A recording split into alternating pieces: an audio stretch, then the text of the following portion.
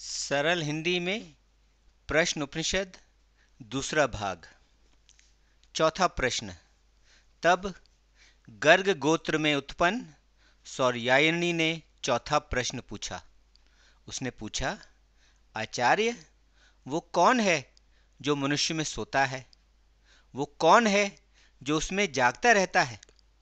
वह कौन सा देवता है जो स्वप्न देखता है? ये सुख किसको होता है? किसमें ये सब स्थित रहते हैं?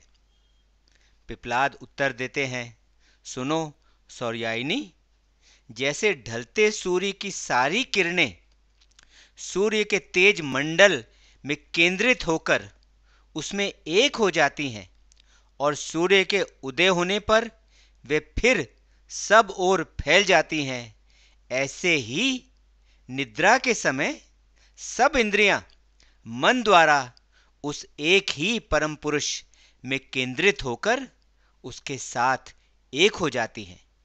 इसलिए इस परिस्थिति में व्यक्ति सुनता नहीं, वह देखता नहीं, वह सूंघता नहीं, वह चखता नहीं, वह छूता नहीं, वह बोलता नहीं, वह ग्रहण नहीं करता, वह कुछ बाहर नहीं निकालता, वह हिलता डुलता या चलता नहीं।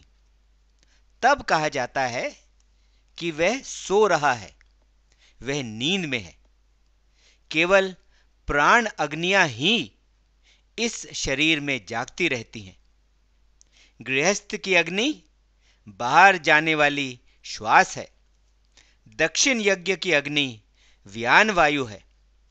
अंदर जाने वाला श्वास आहुति की अग्नि है, क्योंकि यह अग्नि यज्ञ में गृहस्थ द्वारा उठाकर लाई जाती है। बराबर करने वाले श्वास समान वायु को ऐसे इसलिए कहा जाता है क्योंकि वह दोनों आहुतियों को, अंदर ले जाने वाले श्वास अपान को और बाहर निकलने वाले श्वास प्राण को, बराबर और समान करती है। मन ही वास्तव में यज्ञ करने वाला यजमान है और उस यज्ञ का फल ऊपर ले जाने वाला श्वास उदान ही है। यह हर रोज, यह प्रतिदिन यज्ञ करने वाले को ब्रह्म तक ले जाता है। गहरी और पक्की नींद में माना जाता है कि आत्मा ब्रह्म के साथ एक हो जाती है, लेकिन क्योंकि हम सोए हुए होते हैं इसलिए हमें इसका पता नहीं चलता। वहां नींद में वह ईश्वर जो मन है महानता का अनुभव करता है। वह फिर से जो भी उसने देखा है उसे देखता है। वह फिर से जो भी उसने सुना है सुनता है। वह बार बार वही अनुभव करता है जो उसने पहले किया है। अलग अलग स्थानों पर और अलग अलग दिशाओं में वह नए अनुभव भी करता है, क्योंकि वह सब कुछ है। वह सब कुछ देखता है। जो कुछ उसने देखा है वह फिर देखता है और उसे भी देखता है जो उसने नहीं देखा होता है। वो उसे सुनता है जो उसने सुना है और वह उसे भी सुनता है जो उसने नहीं सुना। वह उसे अनुभव करता है जो उसने अनुभव किया है और वह भी अनुभव करता है जो नहीं किया। वह उसे देखता है जिसका अस्तित्व है और उसे भी देखता है जिसका अस्तित्व नहीं है। वह सब कुछ देखता है। जब वह प्रकाश से विभोर हो जाता है तब इस परिस्थिति में वह ईश्वर जो मन है कोई सपने नहीं देखता। तब इस स्थिति में खुशी उभरती है और उसका सारा अस्तित्व खुशी से व्याप्त हो जाता है। उसके चारों ओर खुशी ही खुशी होती है। जैसे शाम होते ही पक्षी विश्राम के लिए पेड़ पर चले जाते हैं, ऐसे ही हर जीव विश्राम के लिए उस परम ब्रह्म की शरण लेता है। सब जीवों को परम ब्रह्म परमात्मा में शरण और विश्राम मिलता है। पृथ्वी और उसके मूल तत्व जल और उसके मूल तत्व, अग्नि और उसके मूल तत्व, वायु और उसके मूल तत्व, आकाश और उसके मूल तत्व, दृष्टि और जो देखा जा सकता है, सुनना और जो सुना जा सकता है, सूंघना और जो सूंघा जा सकता है, स्वाद और जिसका स्वाद लिया जा सकता है, त्वचा और जिसे स्पर्श किया जा सकता है, वाणी और जिसे बोला जा सकता है, हाथ और जिसे हाथ से नियंत्रित और पकड़ा जा सकता है, उत्पादन का अंग और जो उससे भोगा जा सकता है, बाहर निकालने का अंग और जो उससे बाहर निकाला जा सकता है, पैर और जो उनसे चला जा सकता है, मन और जो उससे जाना जा सकता है, बुद्धि और जो उससे विचार किया जा सकता है, स्वयं की चेतना, आत्मा की चेतना और जो आत्मा से चेता जा सकता है, मनन और जो विचार किया जा सकता है, प्रकाश और जो उससे प्रकाशित हो सकता है, प्राणवायु और जो उससे सहारा पा सकता है। संक्षेप में सांख्य सिद्धांत के 5 महाभूत, 10 इंद्रियां, 5 ज्ञान और 5 कर्म की तथा मन, बुद्धि, स्वयं का आत्मा तथा विचार और प्राण के आश्रय लिए हुए पदार्थ सभी उस परमात्मा के आश्रित हैं। वह जो वास्तव में दृष्टा है, छूने वाला है, सुनने वाला है, सूंघने वाला है, स्वाद लेने वाला है, सोचने वाली यह जीवात्मा वही पुरुष है। वह परम अनश्वर आत्मा में स्थापित हो जाती है। वह आत्मा उस परमात्मा में स्थापित हो जाती है। यह सब द्वैतों को भी पार कर जाती है। यह अधीनता और विषय के भेद से भी परे हो जाती है। निश्चय ही जो कोई भी उस छाया रहित, शरीर रहित, रंगों से रहित, पवित्र और शुद्ध, अनश्वर, अक्षय आत्मा को जान लेता है, वह वास्तव में परम अनश्वर, अक्षय परम पुरुष को पा लेता है। प्रिय गार्ग्य, जो ऐसा जान लेता है वह सब कुछ जान लेता है और वह सब कुछ बन जाता है। इसकी पुष्टि में यह श्लोक भी है, जिसमें समस्त प्राण, पांचों महाभूत, अंतःकरण सहित सारी इंद्रियां और विज्ञान स्वरूप आत्मा आश्रय लेते हैं।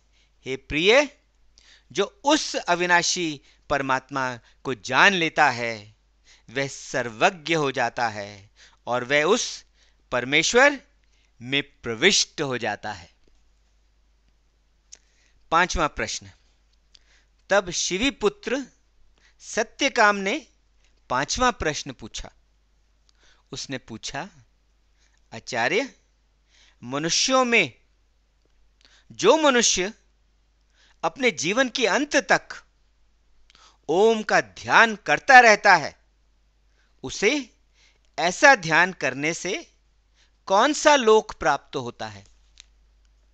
पिपलाद उत्तर देते हैं, हे सत्यकाम, निश्चय ही वह जो ओम की ध्वनि है, वह दोनों उच्च तथा साधारण ब्रह्म है।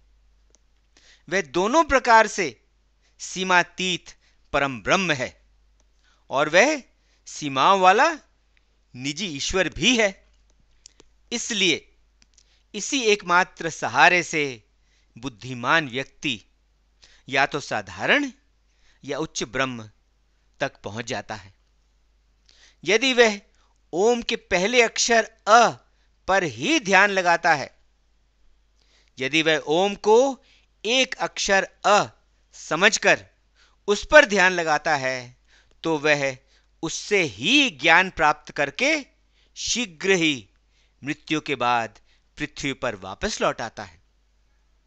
ऋग्वेद के श्लोक उसे पृथ्वी लोक में वापस ले आते हैं, वहां वह तप, पवित्रता तथा श्रद्धा से ओतप्रोत होने के कारण महानता का अनुभव करता है। वह पृथ्वी लोक में महान बन जाता है। और यदि वह ओम को दो अक्षर अ तथा उ को मानते हुए उन दोनों पर ध्यान करता है, तब वह मन के लोक चंद्रलोक को प्राप्त करता है। वह यजुर्वेद के मंत्रों और नियमों से बीच के अंतरिक्ष की ओर ले जाया जाता है, जिसे चंद्रमा का लोक कहते हैं। वहां महानता अनुभव करके वह पुनः पृथ्वी लोक में वापस लौट आता है। लेकिन यदि वह अक्षर ओम के तीनों तत्वों अ, उ तथा म पर उन्हें एक समझकर उस पर ध्यान करता है, तो वह परम पुरुष पर ध्यान करता है। वह प्रकाश के साथ एक हो जाता है। वह पूरी तरह प्रकाशित हो जाता है और सूर्य के लोक को जाता है। जैसे सांप अपनी कैंचुली से अलग हो जाता है, वैसे ही वह अपने सभी पापों से सर्वथा मुक्त हो जाता है। वह सामवेद के मंत्रों द्वारा ब्रह्मलोक को ले जाया जाता है। इसी संदर्भ में आगे 2 श्लोक हैं। अक्षर ओम के 3 तत्व अ, उ तथा म अकेले अकेले अपने आप में मृत्यु की तरफ ले जाते हैं, लेकिन जब उन्हें एक दूसरे के साथ जोड़ दिया जाता है, जब वे एक दूसरे के साथ जुड़ जाते हैं और अलग नहीं रहते और उसे अच्छे किए कार्यों में इस्तेमाल किया जाता है, ये कार्य अंदर के हों, बाहर के हों या बीच के हों, तब ऐसा करने वाला विचलित नहीं होता और दृढ़ रहता है। ओम के तीनों तत्व अलग अलग तो नश्वरता और मृत्युता के प्रतीक हैं, लेकिन जब वे जोड़ दिए जाते हैं, जब वे एक रूप हो जाते हैं, तो वे मृत्यु से परे ले जाते हैं। इन तीनों का आपस में जुड़ना तीनों अवस्थाओं का जुड़ना दर्शाता है। जागने की अवस्था, नींद में सपनों की अवस्था और गहरी और पक्की नींद की अवस्था। जो मनुष्य ऐसे ध्यान लगाता है, वह परम पुरुष परमेश्वर के साथ एक हो जाता है। वह सब जीवों के साथ एक हो जाता है। वह सर्व आत्मत्व प्राप्त करता है। वह समस्त ब्रह्मांड के साथ एक हो जाता है और वह कभी परेशान नहीं होता, क्योंकि उससे अलग कोई और कुछ नहीं होता। ऋग्वेद के श्लोकों की उपासना से दुनिया प्राप्त होती है। यजुर्वेद के मंत्रों से बीच का स्थान अर्थात चंद्रलोक प्राप्त होता है और सामवेद के मंत्रों से वह पद मिलता है जिसे ऋषि लोग पहचानते हैं। वह ब्रह्मलोक को प्राप्त होता है। वे बुद्धिमान ओम के उच्चारण और उसके आश्रय से ही उस परम ब्रह्म को पा लेते हैं। वह परम ब्रह्म अजर, अमर, भय रहित और श्रेष्ठ है। 6ठा प्रश्न। अंत में भारद्वाज पुत्र सुकेश ने 6ठा प्रश्न पूछा। उसने पूछा, आचार्य, कौशल प्रदेश का एक राजकुमार हिरण्यनाभ मेरे पास आया और मुझसे उसने यह प्रश्न किया, हे भारद्वाज, क्या तुम 16 भागों अर्थात क्या तुम 16 कलाओं वाले पुरुष को जानते हो? क्योंकि मैं नहीं जानता था, इसलिए मैंने उत्तर दिया, मैं नहीं जानता। यदि मैं जानता होता, मैं अवश्य तुम्हें बता देता। कहते हैं कि असत्य बोलने वाले की जड़ें तक सूख जाती हैं, इसलिए उचित नहीं है कि मैं असत्य बोलूं और तुम्हें वह बताऊं जो मैं स्वयं नहीं जानता। वह राजकुमार यह सुनकर चुपचाप अपने रथ पर बैठकर चला गया। आचार्य, कृपया मुझे उस 16 भागों वाले पुरुष के विषय में बताओ। वह पुरुष कहाँ है, बताओ। पिपलाद ने उत्तर दिया, सुनो सुकेश, वह 16 कलाओं वाला पुरुष यहीं इस शरीर में ही है। उस पुरुष ने मन में सोचा, किसके प्रयाण करने से, किसके चले जाने से मैं चला जाना हुआ माना जाऊंगा, मैं प्रयाण किया गया माना जाऊंगा, और किसके बसने से मैं बसा हुआ माना जाऊंगा, किसके स्थित रहने से मैं स्थित रहूंगा।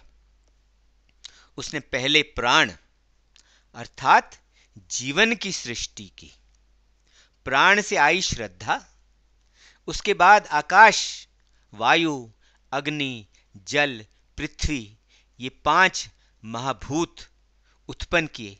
उसके बाद ज्ञान इंद्रियां, मन और फिर अन्न को उत्पन्न किया। अन्न से वीर्य की रचना की।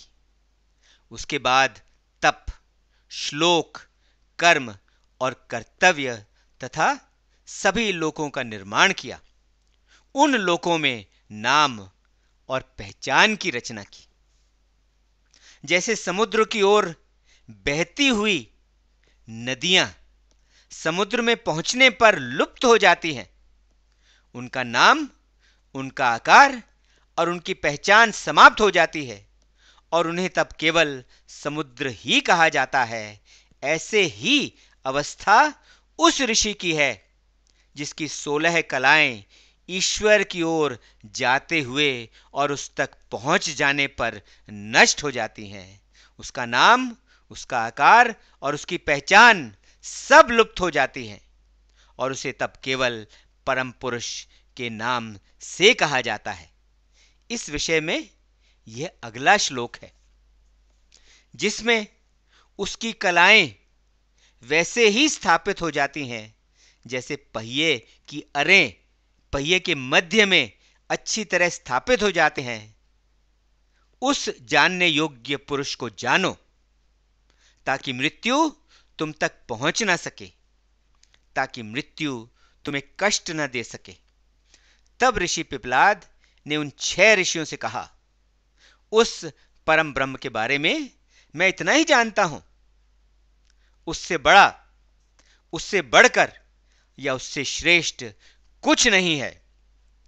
तब उन 6 ऋषियों ने ऋषि पिपलाद की पूजा अर्चना करते हुए कहा, आप ही वास्तव में हमारे आध्यात्मिक पिता हो, जो हमें अंधकार के उस छोर से प्रकाश और ज्ञान के इस छोर तक ले आए हो। महान ऋषि को हमारा नमस्कार है, महान ऋषि को हमारा नमस्कार है। दूसरा भाग समाप्त। प्रश्न उपनिषद समाप्त। ओम शांति शांति शांति। ओम।